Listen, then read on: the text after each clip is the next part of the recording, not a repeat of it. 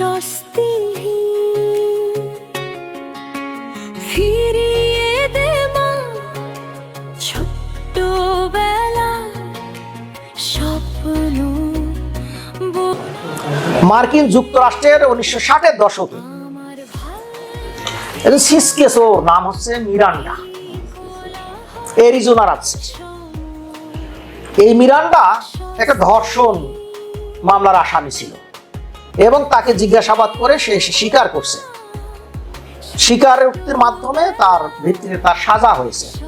এরপরে যখন সে আপিল করেছে তখন তার উকিল বলেছে যে আমার মক্কেল তার সাংবিধানিক অধিকারগুলো সম্পর্কে সচেতন ছিল না। তিনি জানতেন না যে নিজেদের বিরুদ্ধে কাউকে সাক্ষ্য দিতে বাধ্য করা যায় না। অতএব এই তদন্ত এবং রায় সঠিক নয়। আদালত এটা গ্রহণ করেছে। গ্রহণ করার পর আদালত বলেছে যেটা খুবই গুরুত্বপূর্ণ বিষয়, যিনি স্বীকারোক্তি দেবেন তিনি তার সাংবিধানিক অধিকারগুলো সম্পর্কে সচেতন থাকবেন না, তা হবে না। তাকে সচেতন করার পরেই তার স্বীকারোক্তি আদায় করতে হবে। এরপর থেকে এই নির্দেশনা অনুসারে যাকেই ইন্টারোগেট করা হয় তাকে তার এই সম্পর্কে জানানো হয়। সেগুলোর মধ্যে কি একটা হচ্ছে, আপনি আমাদের কাছে মুখ খুলতে বাধ্য নন,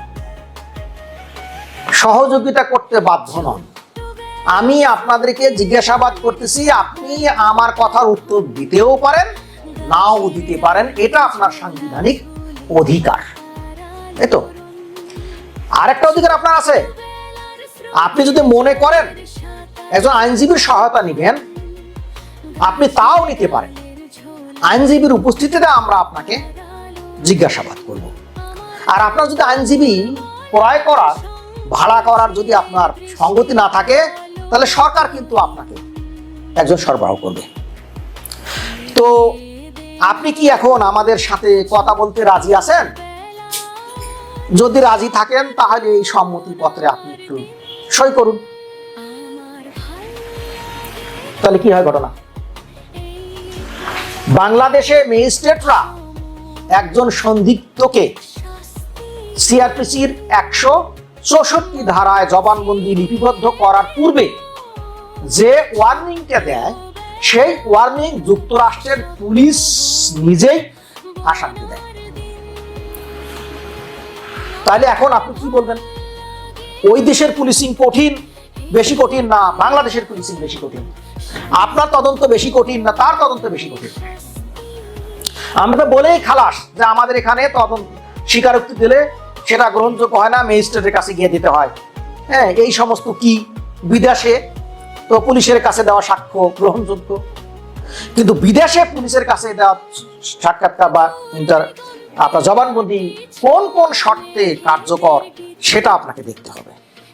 আর আমি তো আগেই বলেছি যে ব্রিটিশের পুলিশের সব ইন্টারোগেশনেই ভিডিও ধারণ করতে হয়। তো এরপরে মজার ঘটনা হচ্ছে, এই মিরান্ডা পরবর্তী সময়ে মদ খেতে গিয়ে আরেকজনকে ছুরিতে আঘাত করে হত্যা করেছে। সে আবার পুলিশের কাস্টডিতে গিয়েছে। এবার কিন্তু যুক্তরাষ্ট্রের পুলিশ ভুল করে নাই, ওই মিরান্ডাকে এবার মিরান্ডা ওয়ার্নিং পড়ে শোনানো হয়েছে।